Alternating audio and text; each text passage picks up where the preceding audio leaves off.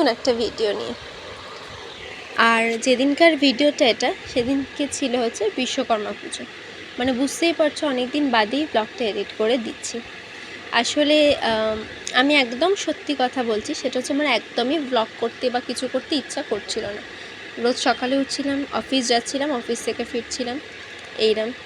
কিন্তু গত 2-3 দিন মানে লাস্ট হায়ারিংয়ের পরে, রাজ শুনানির পরে আমার মনে হলো আর মানে আমি আশাটা কিছুটা ছেড়ে দিয়েছি, আর ভালো লাগছে না। কারণ মনে হলো যে আসল জিনিসটা বাদ দিয়ে এবার বাকি সব এটা ওটা সেটাই যখন মানুষ না মানে আমাদের কি বলবো বিচার ব্যবস্থাই বলি চলে যাচ্ছে আসল জিনিসটার বিচার না পেয়ে, তাহলে আর মনে ওটা রেখে ওটা রাখতে পারলাম না।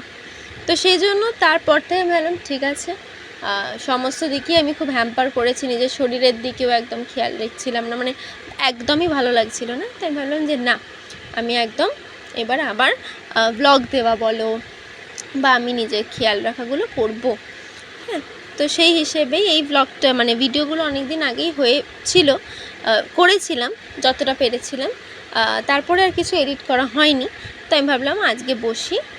আর যেদিন আমি ব্লগটা এডিট করছি সেদিন হচ্ছে মহালয়া, অলরেডি মাতৃপক্ষ শুরু হয়ে গেছে। তো আমি এই আশা যে একদম ছেড়ে দিয়েছি তা নয়, কোথাও একটুখানি আশা আছে, মা এসছেন, হয়তো মা অসুরের বিনাশ করতে পারবেন, এবার দেখা যাক। তো দেখো সকাল সকাল তোমরা জানো আমাদের অফিসে বিশ্বকর্মা পুজো হয়। আমি তো তোমাকে বলেইছিলাম যে আমি যে অফিসে চাকরি করি সেটা হচ্ছে ট্রাভেলিং কোম্পানি, কিন্তু সেই অফিসে যিনি ওনার তার অন্য একটা অফিস আছে যেখানে বিশ্বকর্মা পুজো হয় এবং সেখানে আমাদের সবাইকে নিমন্ত্রণ করা হয়। আমরা প্রত্যেক বছরই যাই, মানে আমার এই অফিসে 1 বছর পূর্ণ হয়েছে।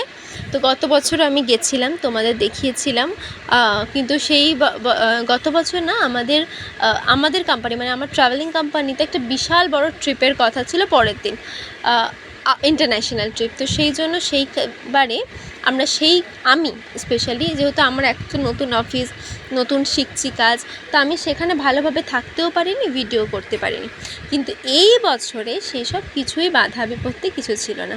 সেই জন্য এই বছরে আমি ওই অফিসেও ছিলাম, অনেকক্ষণই ছিলাম, পুজো দেখেছি, পুষ্পাঞ্জলি দিয়েছি, যেটা গত বছর দিতে পারিনি। পুষ্পাঞ্জলি দিয়েছি, পুজো দেখেছি, হোম দেখেছি এবং ঠাকুরের প্রসাদও সবাইকে দিয়েছি, মজা করেছি, সবই করেছি। তো সেটাই তোমাদের দেখাই যে দেখো আমরা অফিস পৌঁছে আমি আর সুজাতাতে যাচ্ছি ওই অফিসের দিকে, মানে আমাদের অফিস থেকে ওটা একটু যেতে হয় অন্য অফিসে যেখানে পুজো হয়। আর গিয়ে তো ভীষণ সুন্দর আমাদের ওখানে সাজায়। সবচেয়ে বড় কথা, এত সুন্দর সাজিয়েছে এবারে ঠাকুরের জায়গাটা।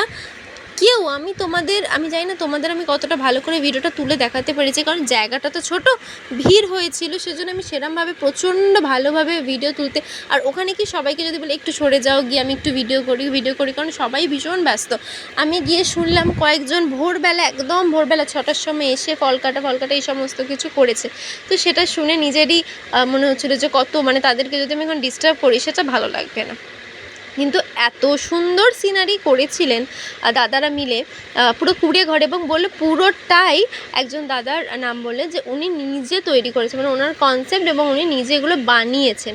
তো শুনে তো আমরা পুরো অবাক যে মানে এতটা সুন্দর, মানে এগুলো আমরা দুর্গাপুজোর সময় বা দুর্গাপুজো হয়তো আরও বড় করে হয়, আমি বলছি তোমাদের সরস্বতী পুজোয় বিভিন্ন ধরনের দেখবে প্যান্ডেল হয় এরম থিমের, তো সেইগুলো সরস্বতী পুজো হয়। কিন্তু দুর্গাপুজোয় আমি এরকম জানি না কখনো মানে হয়েছে বলে, মানে বিশ্বকর্মা পুজো এরকম কখনো হয়েছে বলে, কিন্তু ভীষণ সুন্দর ছিল, ভীষণ সুন্দর, মানে অপূর্ব হাতের কাজ যাকে বলে। কুড়ে ঘর, তার মধ্যে এই যে দেখছো ঠাকুরের পিছন দিকে যে ব্যাকগ্রাউন্ড, এটা কিন্তু পুরোটাই আঁকা, ওই দাদা নিজে হাতে এঁকেছেন। আমি দাদার নামটা আমি ঠিক মনে করতে পারছি না, আমি খুবই দুঃখিত সেই জন্য, কিন্তু মানে উনি নিজে এঁকেছেন এবং এঁকে সমস্ত কিছু করা, তো ভীষণ সুন্দর। আর এখানে আমাদের স্যার ম্যাডামরা সবাই আছেন। এইবারে দুজন মানুষের সাথে আলাপ হয়েছিল, সেটা হচ্ছে 2 বন্ধু, পারমিতা এবং সুমনা। তো হতে পারে ওরা আমার থেকে বয়সে বড়, হতে পারে আমার থেকে ছোট, আমি সেটা জানি না, সেজন্য আমি নিজের সমবয়সী ভেবেই আমি নাম বলেই বলছি।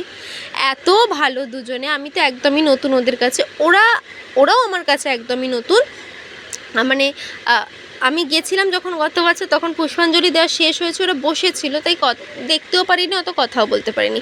আর ওরা এসেছিলো দিওয়ালির পুজোর সময়, কিন্তু তখন আমি এত ব্যস্ত ছিলাম যে তখনও আমার আর দেখা হয়নি, কথা হয়নি।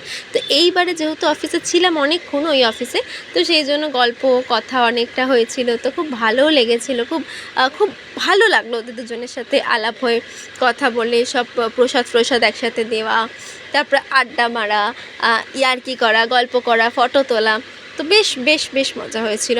এইগুলোই আসলে স্মৃতি হয়ে এগুলোই থেকে যায়। যদি পরবর্তী সময় আমি অন্য কোনো জায়গায় যাই, আমি চাই না কোথাও যাব, কিন্তু বাই এনি চান্স অনেক সময় তো বেটার অপরচুনিটি থাকতেই পারে, তো বাই চান্স যদি কখনো অন্য কোনো জায়গায় যাই, বা এরম হতেই পারে যে আমি হয়তো মানে ওদের সাথে হয়তো দেখা হলো না কখনো, তো তখন এই ভিডিওটা আমার স্মৃতি হয়ে থাকবে যে ওদের সাথে আলাপ হয়েছিল, এবং ওরাই মানে খুবই ভালো দুজন মানুষ।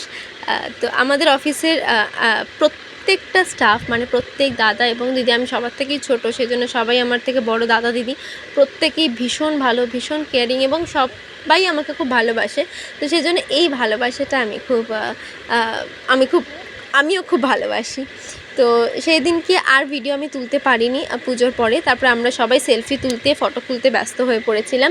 খাওয়া দাওয়ায় ছিল বাসন্তী পোলাও, মাটন কষা, মিষ্টি, চাটনি, পাঁপড় আর মিষ্টি দই, আর কোল্ড ড্রিঙ্কস ছিল। সকালে দেওয়া হয়েছিল জিলিপি, সিঙ্গারা, তাছাড়া প্রচুর ফল মিষ্টি দেওয়া হয়েছিল, যেগুলো আমি ভিডিও করতে পারিনি। তার কারণ হচ্ছে আমি তোমাদের বললাম যে আমি নিজে প্রসাদ দিয়েছি, সেজন্য সেইটা আর তখন ভিডিও করাটা সম্ভব হয়নি।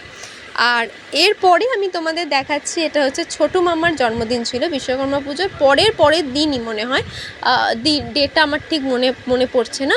সেদিনকে ছিল আমার ছোটো মামার জন্মদিন। তো তোমরা জানোই এখন আমরা প্রত্যেক মামা মাসিদের জন্মদিন সারপ্রাইজ দিচ্ছি। আমরা বলবো না, মামারা মিলে এইটা প্ল্যান করে এই সারপ্রাইজ একটা দেওয়া হচ্ছে।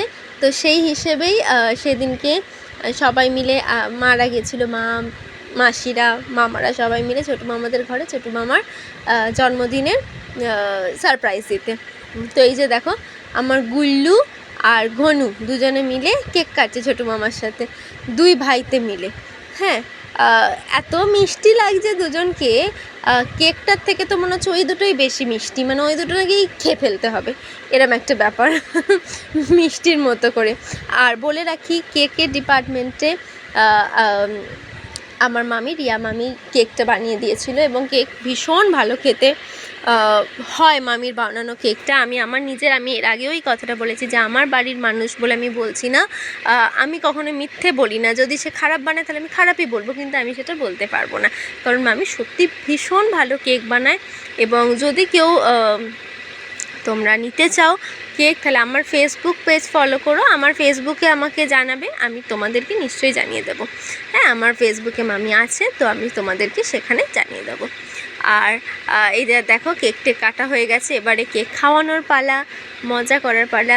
সব ভাই বোনরা একসাথে হলে দেখবে খুব মজা হয়, খুব আনন্দ হয়। যতই বয়স একটা দেখো, এখন সবারই বাচ্চা কাচ্চাও বড় হয়ে গেছে, মানে আমরা যথেষ্ট বড়, কিন্তু তাও মানে যখন সবাই এক হয় তখন সবাই ছোট, সবার সেই শৈশবের কথাই মনে পড়ে, তাই না?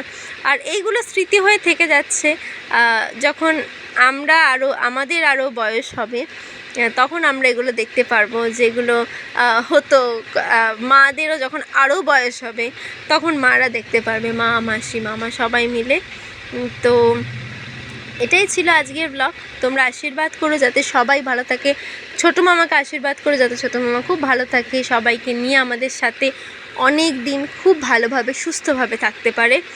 আর কী খাবার দাবারে ছিল সেটা বলি, কেক, সিঙ্গারা, মিষ্টি, কোল্ড ড্রিঙ্কস, এটাই আমি জানি, আমিও গিয়ে এটা খেয়েছিলাম, তো সেটাই। আর কেমন লাগলো ব্লগ জানিও, ব্লগ ভালো লাগলে প্লিজ লাইক, শেয়ার, কমেন্ট আর সাবস্ক্রাইব করো, পাশে থেকে দেখতে থাকো সাথে সারাদিন। আজকের মতো টাটা, দেখা হবে নতুন দিন নতুন ব্লগের সাথে। আজকের মতো টাটা।